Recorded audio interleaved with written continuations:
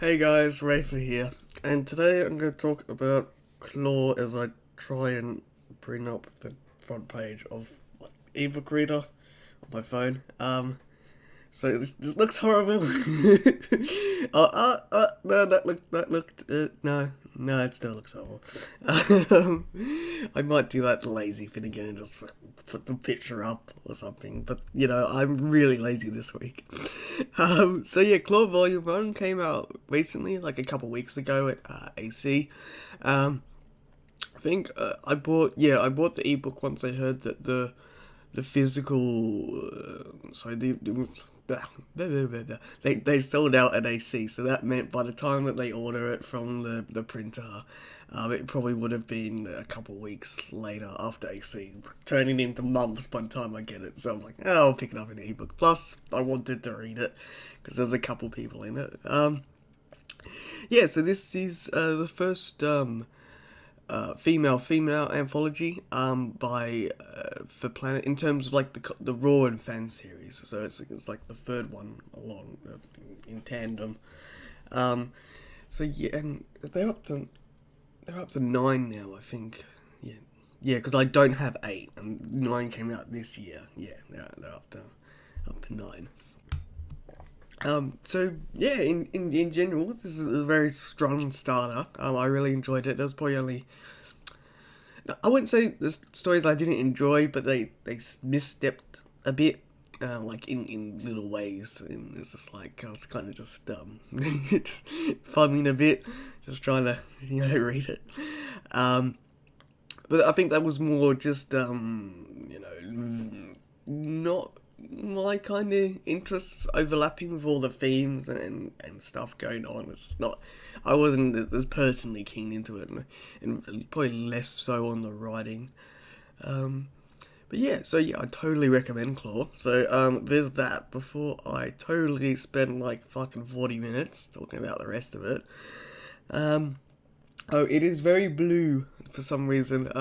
Because I don't think I've recorded in the day for maybe a month or so, and like I know it's not usually blue when I record in the day, and I haven't worked it out. I'm just lazy, so like I opened my window and made it blue. So what was it? Oh, so the front cover is done by Black Tegan. It's also the illustration from one of the big party scenes in the first story by Erin Quinn. The title is where's the title page? There, Contextual Intercourse. I still haven't worked out the whole pun and meaning with its title. I was getting really close to just asking Erin herself. I'm like, what does your story mean? But I don't know if that's a bit rude. Like asking kind of dumb questions like that. I'll just sit on the contents page. So yeah, I really enjoyed this one. It was really really cool. Oh fuck, maybe I should. So it deals with transgender issues. Or well, no, it deals with the story from a transgender perspective, and this young raccoon lady who's trying to. It opens with her getting ready for this rave she's going to with her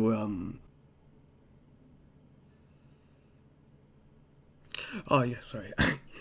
Sorry, I was trying to think of 2 minutes at once. I was trying to remember her name and then try and talk. So Blair's in this changing room watching this tutorial on how to do her makeup right to make her both it's something I spend a lot of time just sitting in that kind of moment in the story and just thinking about where she's both doing her makeup to look, pretty and feminine, both from, oh god, I'm not sure how to articulate this right, but yeah, both to look pretty and feminine, but also look feminine and pretty, if that makes any sense. I really enjoyed that. I'm like, you know, I'm kind of getting into the headspace and mindset. And yeah, it's like, cause yeah, like I know there are things like there's I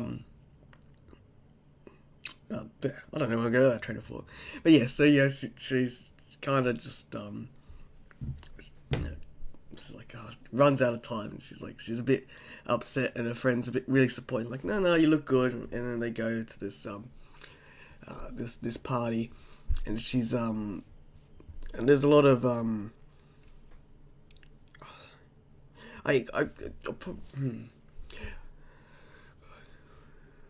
I think, yeah, of the probably the only one thing that I felt really dragged me the story was a bit how heavy it was with her own introspect like negative introspection of herself at the start. Like it was like, I know it's probably more real and personable. Like that's probably what exactly what like the whole walk there, she'd be like not keen and really a bit dour.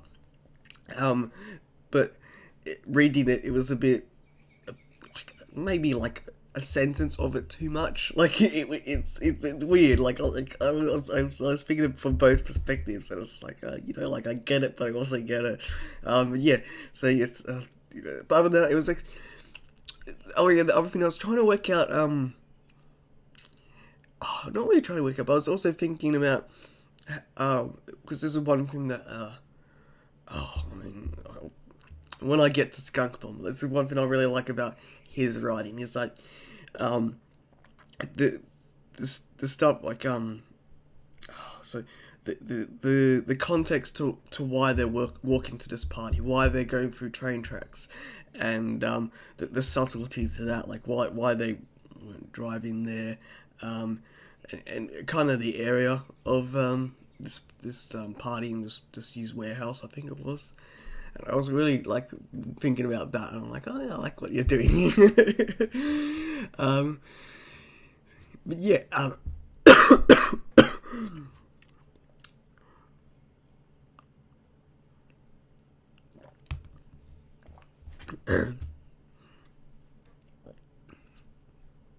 yeah, and then after that, kind of just writes back into kind of familiar territory in terms of like people are at a party that I've read a bit, so I wasn't as like lapping it up as much, and yeah, it's like I really liked like my heart did die with the whole the bathroom scene. Like, oh god. It was like, it was also pretty depressing with her. Like, just out on the lawn. Yeah, and then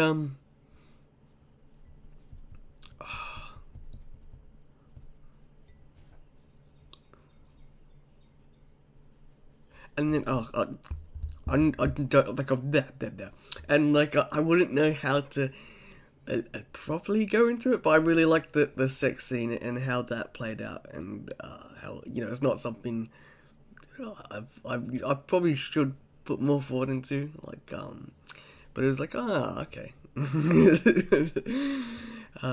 Yeah, no, like I really did like it, and I really liked the DJ character, and it had a really nice kind of visual feel to like the dance later on in the story. But yeah, like I was really excited with it. Yeah, aside from like spending like too long personally on like the first and second page trying to work out where I was, which I think is just always me whenever I open up an anthology and read the first story, and I'm just like, oh, where am I? Because yeah. Oh fuck, that was 10 minutes.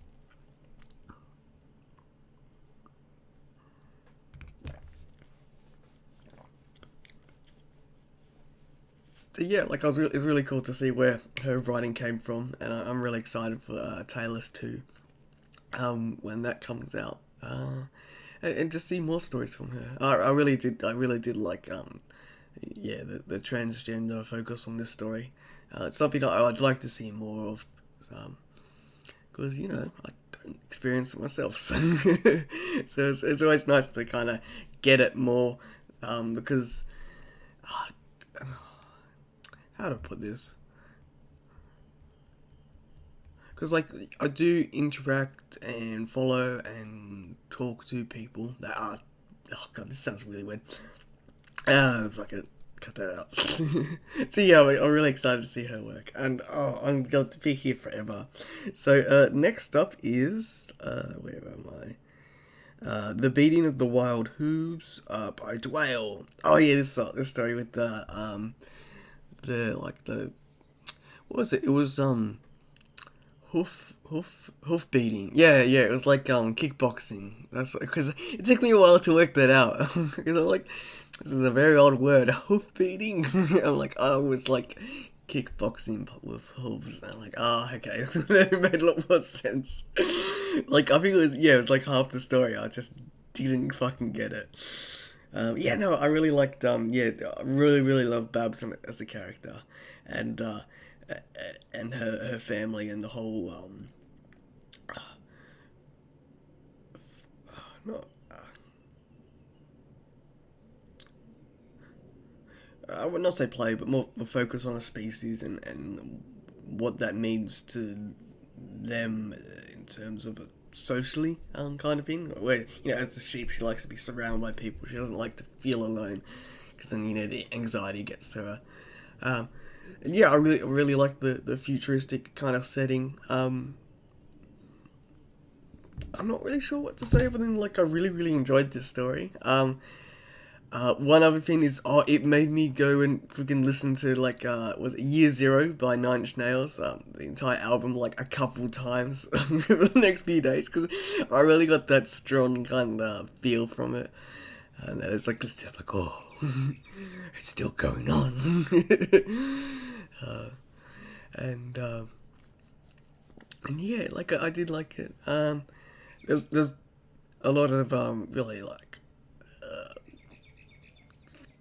Really sad parts towards the end. Like it didn't feel like there was proper justice. It went on with what was the cat's character? I can never remember a character that is a cat and their name. What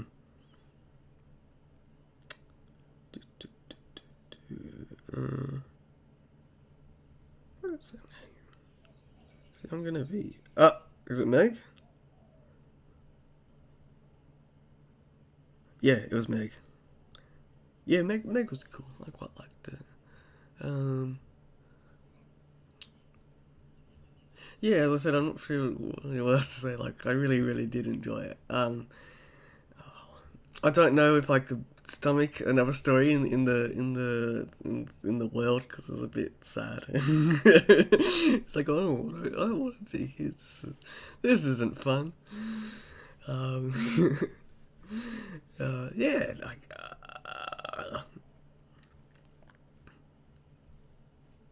One other thing is, I think. Okay, sadly, I haven't read a huge amount of stories by Dwale. I know I've probably read a couple more. The other one that I can draw on now is the. Oh, was it? Was it? I've just forgot and remembered the title. It was the sumo one that was nominated for. Was it an Ursa? Was it year before last? I think so. Yeah, it was. Yeah, it was last year's, because I think 400. Yeah, Husky Tears 400 Rabbits was nominated. I read that story for the Ursa. I put a vote in for it.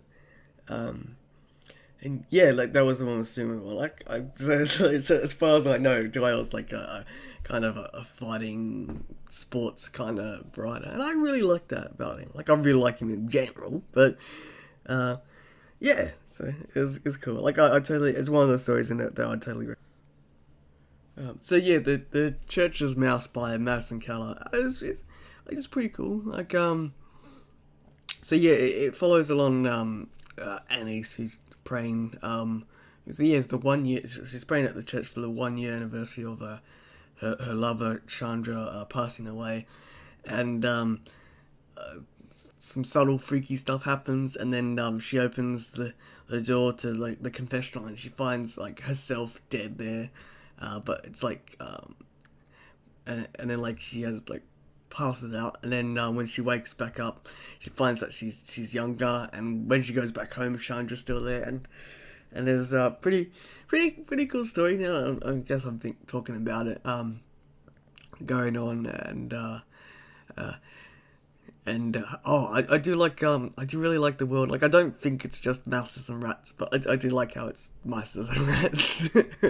Like, I like that thing that that was really cool. And Madison Keller, I think is probably definitely one of the people that I know more from her Twitter than from her work. Because of that, I feel like her name's more familiar. I've read her more and things, but I think it's because, yeah, just combined with Twitter, and then she's published a lot more recently, like in Raws and Fans, and then titles from First and How Publishing. And so, like, so I was like, oh yeah, I need to read that. And I just haven't got around to it. So I think this probably is the first story I've read by hers. And, yeah, I didn't mind The Church's Mouse. I liked what it did, but it's more just not for me. Like, I generally don't like, time travel stuff. Oh, spoilers, there's time travel in it. I generally I don't have much interest with time travel these days. So I got pretty burnt off Doctor Who, and I kind of just singed all my interest with time travel, because I'm just always just like, I don't really buy it these days. No, I quite like that. Because I don't think it. Like, I don't want to say that the world is just mouses and rats, but I like the idea. I like it if it is just mouses and rats. I mean, what was that game that came out recently? A Ghost Tale. That's right, the one with the mouses and not just mouse rats, but they were the Big Business Society or something. I don't know. It reminded me of that, but that does not matter. But I really did like that. I'm pretty sure it probably was set in modern days, but I got a bit of a, I guess, Agatha Christie feeling kind of time period, but just probably just because she was an old lady. Old lady in a secret lesbian relationship, so maybe that's why it felt Agatha Christie. Yeah, and like, I kind of hope, oops, that was probably loud.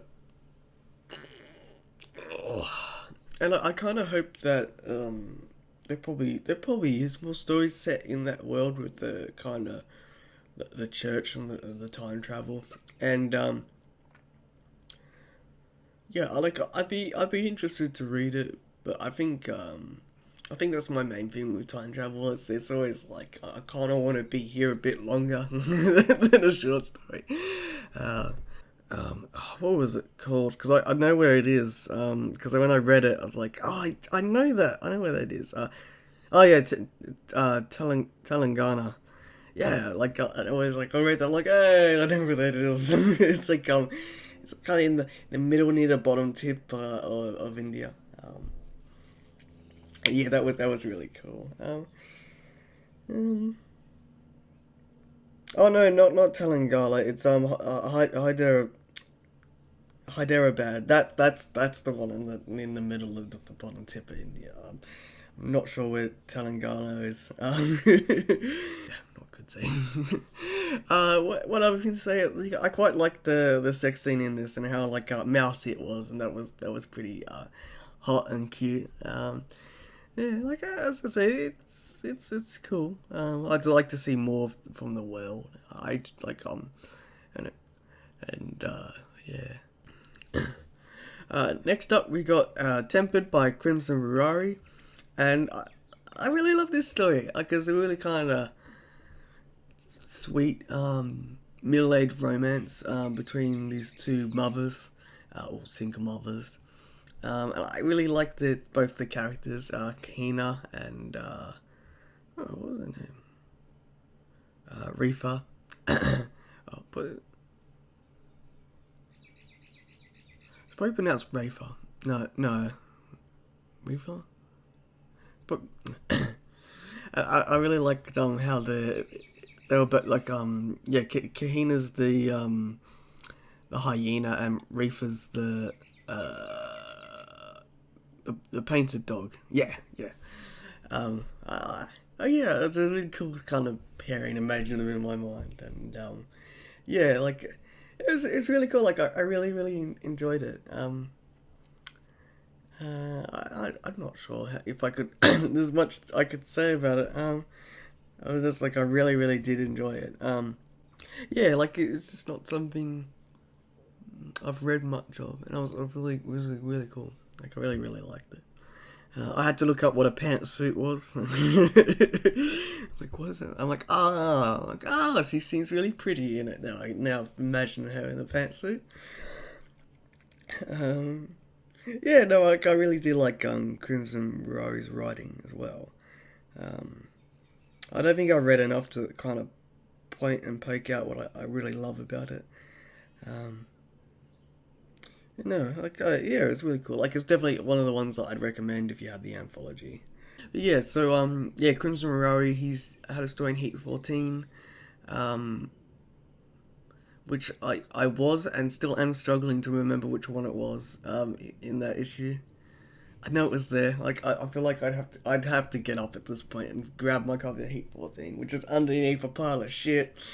But I really did like that story in it. Yeah, like I wish I could say a little bit more about oops, I forgot the title of it. Tempered, but I do really enjoy it, and I totally recommend it. Yeah, so sorry. Yeah, so next up is A Simple Wager by Holly A. Morrison. But yes, she's another author that is more recent these days. I've seen her name everywhere and haven't read too much. Yeah, so like this was the short and simple one, wasn't it? Oh yeah, this was the simple one. I really enjoyed this short and simple one. I kind of forget these are in fans in general. It's a nice kind of waypoint. um, yes, this is one where uh, I was yeah, because it opens with what are their names? It's Cora and Aventine. Yeah. So the one was with Aventine and Cora coming into this tavern after slaying the moon beast, and it describes the dress. I'm like, oh no, it's not a fantasy story. It's and then there was like a slight mention about like everyone cheering, but it's like a starter level quest or something, and everyone's kind of done it, and I'm like, oh, so maybe I was thinking like, oh, it's a bit like kind of the VR kind of stories. I'm like, oh, okay, yeah, I can get into that, but it's like, oh, man, it's like, I need to get into fantasy more, but I don't know, it's just not me. But aside from that initial reaction, I really enjoyed A Simple Rager. Like, yeah, it's pretty cool. The sex scene was saucy and cute, and I really liked both the characters. I'd like to see them again. Cause what was it? It was a rabbit and oh yeah, it was a skunk. Yeah. There's lots of skunks in this this anthology. I like seeing skunks. Skunks is cool. Is it? It's fuck it. At this point, but yeah, no, I quite liked it. So I should get around to reading more of her work. I've probably got a story somewhere. Next up is Support by Kristina. Oh my god, why am I getting stuck on this one? Oh, Kristina. I was trying to pronounce it Christiana. I was like, it's Kristina. Kristina Orrery. No, I can't pronounce ours. Kristina Tracer. Orrery. I think that's how you pronounce. Oh, don't ever get me to fucking be an ebook reader. Fucking audiobook reader. Oh yeah, this was the really cool one. with the... did they... was there a proper term? I know there was the slur term, the fluffs one, but I can't remember if there was a proper term. But it's basically one of the ones where stories where... oh, okay, so Aqua and let me find the other character's name. Nadidi. Fuck, that took me far too long to fucking find that. Yeah, see, it's it surrounds Nadidi coming back home with her wife, and Nadidi's oh shit, what kind? She like an antelope or a deer? I totally forgot her species. I think it's antelope or deer or something like that. I forgot it. I'll be here forever trying to find out which it is. It took too long to find her name. Yeah, it's Nadidi, and she's coming back home with her wife Aqua, and she's just had the post surgery to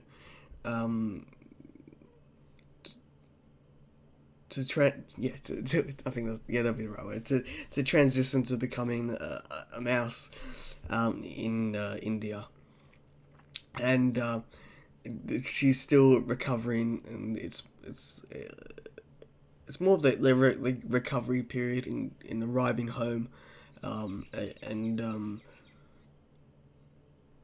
yeah, it was pretty much just that. Just a recovery period and coming home. And yeah, I really liked it. I liked the kind of the emotional kind of focus on what such a procedure would do to you. There's a bit more focus because Aqua was born male, and so when she had the transition surgery, she transitioned to female. So there was that going too. And yeah, like I really didn't like it. Yeah, like it was really well done. Like there wasn't really much that kind of stuck out, because it's one of those kind of subject matters, especially medical transformative fairy stuff in real world with humans. There's you can get stuck very easily, like in terms of like a reader, and just something that sticks out. And it was really, really cool. Like everything kind of fit in the world. So I think that says a lot about his skills as a writer. And yeah, so Kristina recently went to Raw 2018. I'm reading it now. I'm not gonna get it wrong again. She ran the Kyoto Awards for 2 years. And yeah, she's done a lot for the fandom, at least. No, not at least. And yeah, so I think I follow her. Oh, I should follow her, definitely. I really need to follow all these authors. Yeah, I really did like support. Next up, See Who Wears the Mask by Tenza. Oh, this is the British author that was, according to the author bio at the end, they've been away from writing. I'm not sure just writing, but more so writing in the fandom for quite a while. And this is their first story back, and this is a really cool story. Like I'm glad they're back. Yeah, this was the the cosplay one. The business cheater woman. Yeah, I really like this one. It's really a lot of fun. Like and despite okay, I think it's really hard for me getting into that mindset of like because I don't understand why people would find cosplayers weird. So like that's the only sticky point I had with this story. Is it's like that's just people dressed up. They're not weirdos. But I'm like, oh, I guess to someone else, it's 3 a.m. in a coffee shop and they're dressed up like knights and wizards, and I suppose it is a bit odd. But no, I really love this. Mostly because she is a cheater. What was her name? I really should have done that thing again where I write down everyone's names and species. Is it Annette? I think it's Annette and Maddie. Yeah, Maddie's the raccoon. Yeah, Annette's the cheetah. Yeah, so, she had a rough night and she had to sleep it off at a coffee shop across the road. And yeah, when she wakes back up before going home, there's a group of cosplayers she hands out. And, yeah, and she starts like having like a budding friendship with Maddie. Yeah, like I that's really sweet story. I quite liked it. Oh yeah, one thing I did like is I think it was one of the few ones where it was still the first chance meeting, but it took place so well. No, it took place. It wasn't just like jump straight to fucking sex. There was like I think it was like probably a month between. So it's like, oh yeah,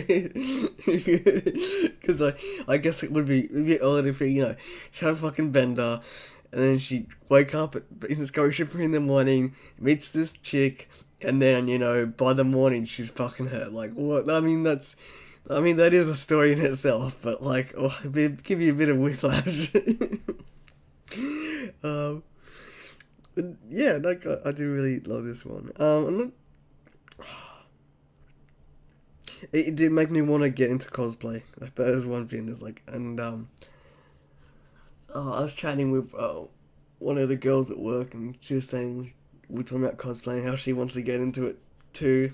But we're both fucking lazy, so it's like she's like I was trying to ask my brother to do stuff for me. It's like, yeah, I don't know who I'd ask to fucking knit me shit or sew me shit. But no, it's always really, really cool just to see stuff. One of my friends actually follows a lot of people on, I guess more the Sydney cosplay group, and he's been to a few like anime local conventions and seen people. I've only been to one actually in the area. Yeah, no, I really did like She Who Wears the Mask by Tenza. But yeah, I do really like She Who Wears the Mask by Tenza. I'm probably really quiet back there. Oh shit. Gotta fucking edit that. But yeah, so no, I'm really excited to see his work in the future. I've still got so many more to go through. Oh fuck. Alright, let's just fucking lighten around this shit. So let's get a bit closer. Uncomfortable. Next is Trophy Hunting by BlueSeiryuu? BlueSeiryuu? Oh, I'm not sure. One of those ways. Oh yeah, this was the one with the Sierra, and she was the tiger, and Impa, the Disney Impa. This is another one of those stories where it's just mostly not. It's just not for me, because it's very heavy focus on very very heavy focus on the sex, and I quite enjoyed it, but like I don't know. No. This is one of the ones where like I enjoyed it, but not too much because there's heavy focus on the sex. I didn't mind it though. I'm gonna say this is one of those ones where it's more of a victim of poor timing in terms of what I've been reading recently, and I had a lot of trouble with how it switched perspective between Impa and Shira, and it didn't play as well as how I've been enjoying it in Tom Clancy's Rainbow Six, and because of that, it really kind of stuck out, sadly. And yeah, like it's yeah, I did like this, yeah, like I did like it, but I was thinking how like if it either took a step back or a step forward with its focus, it probably would have been a bit better, because there was a couple times where it's like I lost who I was focused on in terms of the text, and then you read the next line, and then it snaps you back because you're on the wrong, thinking about the wrong character, and it's like and it's yeah, it's a bit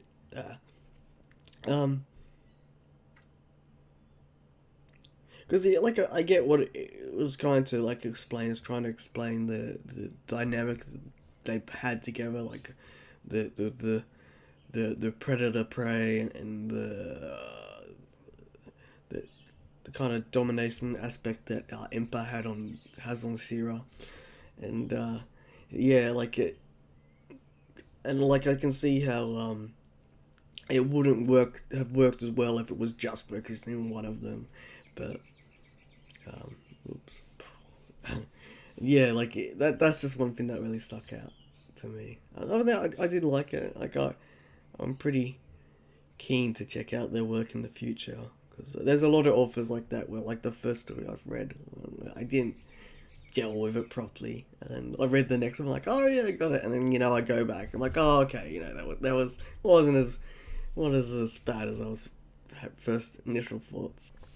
Next up is The True Villain by Darkhand. Oh yeah, this is the super one. Oh, I love this one. Yeah, with Dr. Midnight and what was the coyote's name? The spinny one. Stardust. That's it. That's right. And I like the explanation of why she wanted to. Yeah, it was like Stardust, like on a comment or something, and like the name she wanted was taken. And yeah, and the Rochelle, who's like the really strong telepath, and she just enjoys just being a barkeep. Oh yeah, so yeah, oh fuck, what was the title?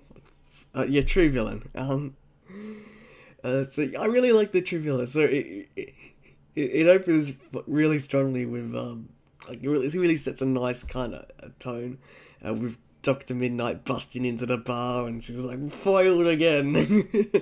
And then takes a seat and starts chatting with the barkeep and just drinking a bit and just wallowing in misery after another failed plan, and complaining about how was it Stardust is dressed with the boob window, and yeah, because Rochelle's like a telepath, she just reads her mind. She's like, you're interested in her, and she's like, what? And she kind of she's like always forgets that she's psychic, and yeah, and Rochelle's kind of just feeding off the emotions of people and stuff like that. Yeah, no, I fucking love this one. I was really just wrapped up in the story, and I kind of forgot they had sex at the end there, kind of like a ex-business kind of scene. And yeah, no, I really, really love this fucking story. I had a lot of fun with it. Yeah, it's a lot of. I mean, it's always a lot of fun to read a superhero story in furry, and just how they play with it.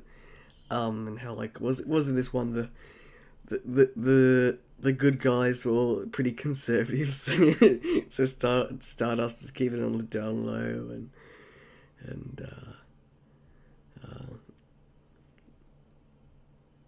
the description of Stardust was pretty cool as well. I like more just the description of a coyote fur. There's different shades. Not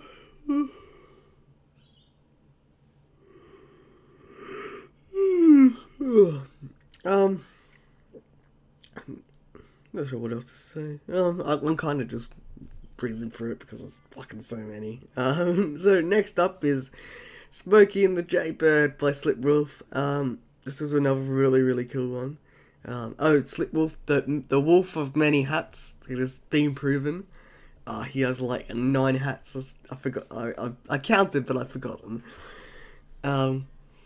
Yeah, I like this one. I felt like I spent a lot of time with Lisa Bear, and yeah, so she's a trucker and she's running this route, and she's having a bit of, like, she's coming off a rough time with, I can't remember what the fucking mountain lion's name was, Spindly or Spinkler or something. He's a dick. And, yeah, she notices, this Jaybird working at, in one of his truck stop diners he's eating at. And so one time at this truck stop, she knows, the Jaybird, so she notices the Jaybird working on the grill. She kind of grows pretty interested in her, and in going back and forth, she learns a bit more about her and how she's kind of just a bit stuck at this place, and she wants to reach out and help her. And yeah, like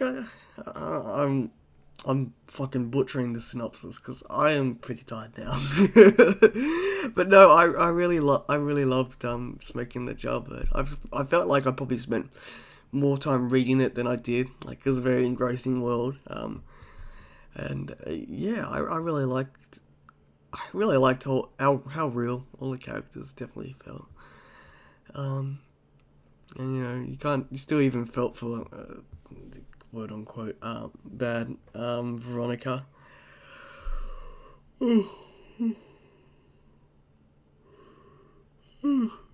Oh, and Spindly the mountain lion dick.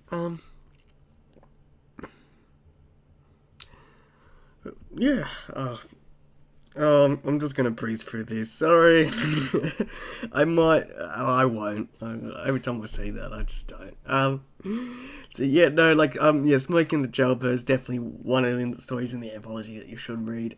If you have it or you're gonna get it, it's fucking amazing, and Slipwolf story's cool. Next up, we got Frontier Living by Jeeves Bunny. This is another one I was pretty excited to read.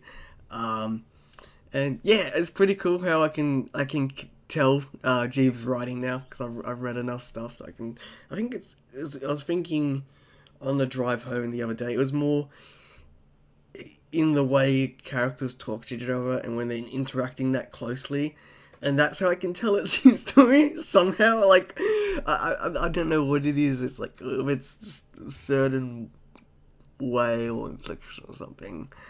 But no, I did it. I was pleasantly happy with Frontier Living. Surprisingly, not as smutty as I'm used to his stories, but just as fun and saucy. Yeah, it's pretty cool setting. Not much times you get kind of panhandling, gold dust setting. Is it? No, what is it? Shit, what's the name for that kind of time period? Gold Rush, that's it. Gold Rush kind of setting. And yeah, it's pretty cool. It was. Oh yeah, this one had another coyote. It was another coyote story. Yeah, Tabitha was cougar. That's it. Yeah, Tabitha's cougar. And what was the coyote lover's name? Oh, Maria. That's right. Yeah. Nah. Yeah, I liked it.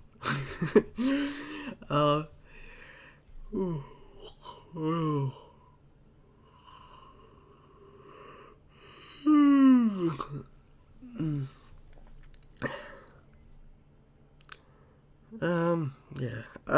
Next up is Roses by Searska, GreyRaven. This is, yeah, it's a nice story. I think this is one where, like, just for me and my kind of tastes and kind of aggressive plots, where it's just like, bam, something's happening, or something like that.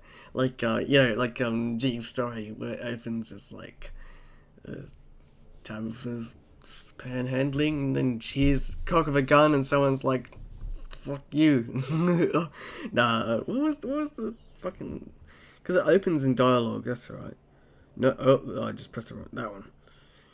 Yeah, it opens with, well, now, what's this I see before me? Tabitha's blood run cold as those words reach their ears. Yeah, like, bam, something's happening. And, yeah, and, like, It does, like, it does open strong. Like, it's,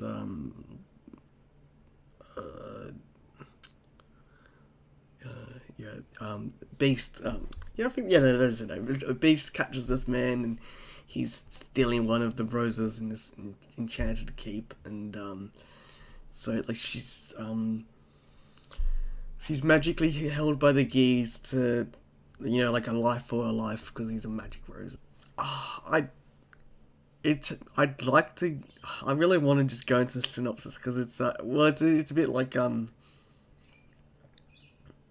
it's like it's like a female spin on, Beauty and the Beast with a bit more fairy and I guess Irish folklore, and it was really really cool. Like I did like it, but for my tastes, it was like I you know I get all the setup and everything, but it took about like half the story for it to really get into it, like where the complication was, like it was at least for me, I found it really bothersome. Like, Beast was having this internal conflict. Like she's like, oh no, foolish hope, and you know, I'm trapped here. Never mind, Rara. And I'm like, trapped how? Hope for what? tell me now, not later. And I get, you know, it's all for pacing and all that, but I think some kind of hint or something towards the start would have gone a long way to help remain invested as it went through. Because I think, yeah, there was the mention of the geese when the rose was cut off at the start with the whole life of the life thing. But like once yeah, Rose turns up, it's I get it's about them, but it was about them for a bit too long, considering there was the other thing going on, and I mean as I said, this is all more just my personal taste, and like, but like, once it got going towards the end, like I was really into it. So that first half just wasn't for me. Other than that, quite liked her writing. I liked what she was doing with the castle and how it like magically changed and everything was provided and whatever. Um, I quite like her writing and the work she did with the castle and how everything was provided magically and the rooms rearranged themselves and stuff like that. That was cool. Yeah, and I'd be keen to go back to them, considering how it ends. Like maybe catch them in one of their adventures. That would be pretty cool because they were pretty cool characters. I quite liked them. Beast's design was like a mix of like wolf and deer or elk, some antlered species. Oh, lastly, which I really wish I had a lot more energy to talk about. Maybe I should have taken a break halfway through and then come back. But I think I'm going to need that to edit this at this point. But it is The Tutors Learn. But it is The Tutor Learns by Skunkbomb. And I fucking love this story. I really wanted ever, because yeah, it was the first story I read actually. I instantly turned to his story. I'm like, yeah, let's get into this, and oh, it was fucking great. I just love the opening paragraph. Like, yeah, like the opening paragraph, like so good. So I twisted the cross necklace in my fingers. The room had two male number. Fuck. I twisted the cross necklace in my fingers. The room had two male names on the door, but I knocked anyways. For some reason, she had insisted on meeting here instead of her own dorm. I just love that. It says fucking so much. I was like, yeah, fucking Skunkbomb. Like, it says so much about both, protagonists, which we get to have a name for, and the later, what was it? Shit, Jesus. Oh no, she's Otter. What was I think it's just a skunk? I think because it's Skunkbomb. I think it's just a skunk. No.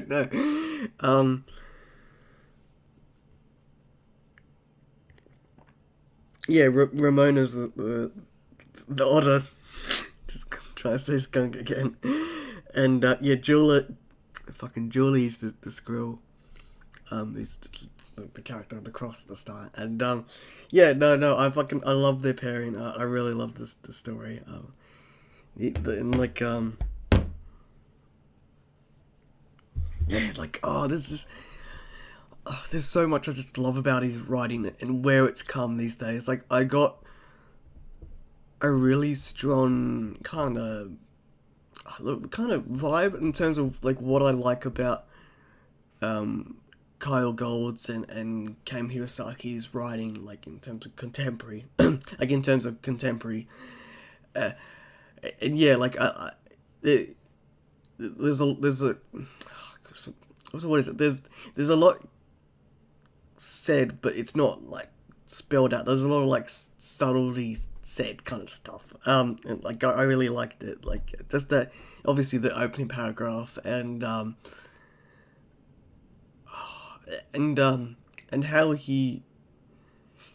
he slowly and later revealed the conflict that was going on between Julia and fucking dickhead squirrel dude. Fucking what was his name? Fucking dickhead squirrel dude. What's his name? Fucking I don't know. Brad or Kyle. I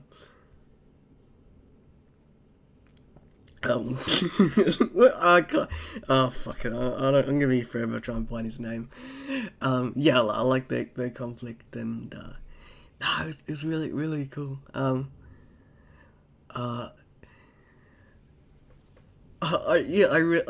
think yeah, my favorite scene is either the day she goes to pick up Ramona for another cheating session, and she just walks in like just carelessly, and like Mark the Coyote is there like is Mark the Coyote there is nude, and Ramona's like doing life drawing studies, and she's like runs out and is flustered, and all the later scene in the retirement home, and oh yeah, the Badger character, fucking, she was so cool, like such a minor character, and I fucking loved her. Like, oh, Tyler, that was the I was close to that's the girl's name. Oh shit. I'll be here forever. Did she have a name? Oh, Dolores. Oh, is that how you pronounce Dolores? Dolores? Yeah, and like she's telling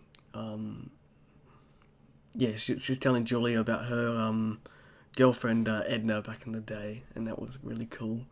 And I like how was it Mark? Yeah, because I was really cool because because after after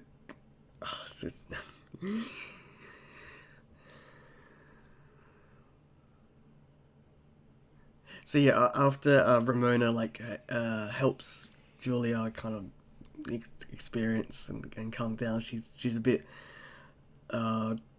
she's struggling a bit, and she reactionarily tags along with Tyler to the retirement home, and she's not really enjoying it. She's kind of stuck with him, and she's kind of making the best of it. Mark and Ramona gatecrash her, gatecrash to help her out, because clearly she's not comfortable, and Mark just instantly just hands out with was he a husky? Shit, where was it? The old guy. Oh yeah, Walter. Yeah, he's a husky, and he's painting, and they're talking. Oh yeah, shit. There was the mention of Vanna White.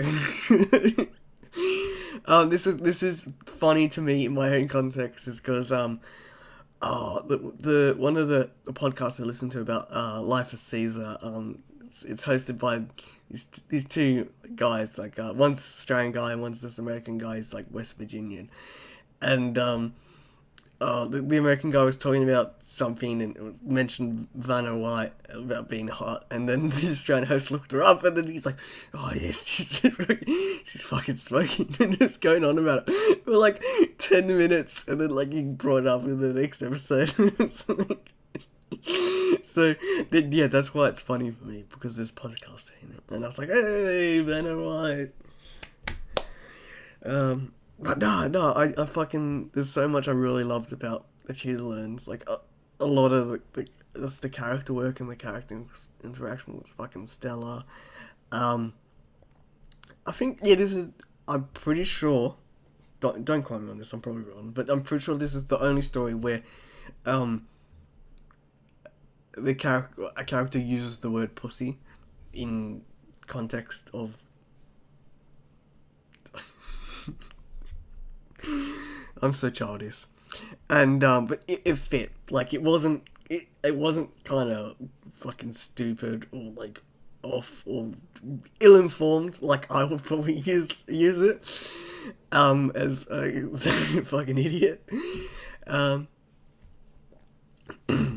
yeah, that was cool. And it's also one of two stories that has a sex toy, the other being Rose's magical sex toy in that one. Yeah, no, like, I don't think I could gush enough about the Tutor Learns by Skunkbomb, but I was really, really happy to see how cool it was and how his writing's come. I'm really excited to see more work by him. I know I need to get What the Fox, yeah, because he's got a story in that's not erotic, so I'm keen to see how that goes. Oh shit, did I mention they were in college? You know what, other last minute, so yeah, because Julie is helping Ramona with her algebra, and they're going through it, and I was like, this fucking algebra's easy, man.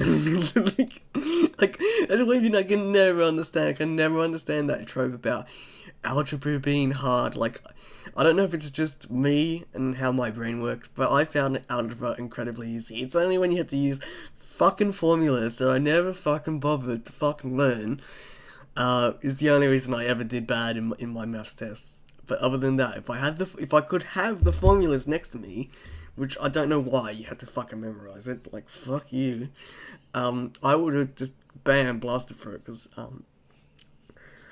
because yeah, I did two, I don't know how you would equate it, but I did 2-unit maths at high school, so like, I was fucking, I wasn't with the feckless, like my friends, general maths. Oh man. Yeah, so fucking, that's Claw, Volume 1, a stellar anthology. I can see hopefully everyone can see why it sold out in the first day at AC, at least all the print copies. But yeah, so many good stories in it. I feel pretty bad, getting super tired halfway through there and just brushing through a lot of them. But no, truly, they are all really, really cool. And yeah, so... Oh, fuck. Okay, so, Claw is edited by, oh, fuck, how do I pronounce it? So, Claw Volume 1 is edited by Kirisis Alpinus, and this is, yeah, it's her first edited anthology. And she did a really good job, because what did the editors do? They picked the stories, and then they helped the writers make the stories good. Yeah, no, they did a really, really good job. I'm excited to see her in the future, and the work she helps put out, or puts out herself. Yeah,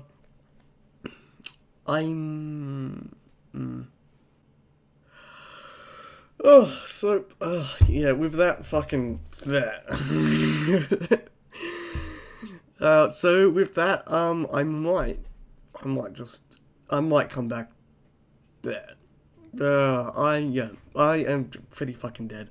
So I've been Reyfar, and you should totally buy Claw 1. It is available from Third Planet and Bad Dog Books, both in print and ebook. And I'm pretty sure judging how popular it is, it'll probably be available at Jaffa Books soon, and definitely at future cons. So I've been Reyfar, and I'll catch you later.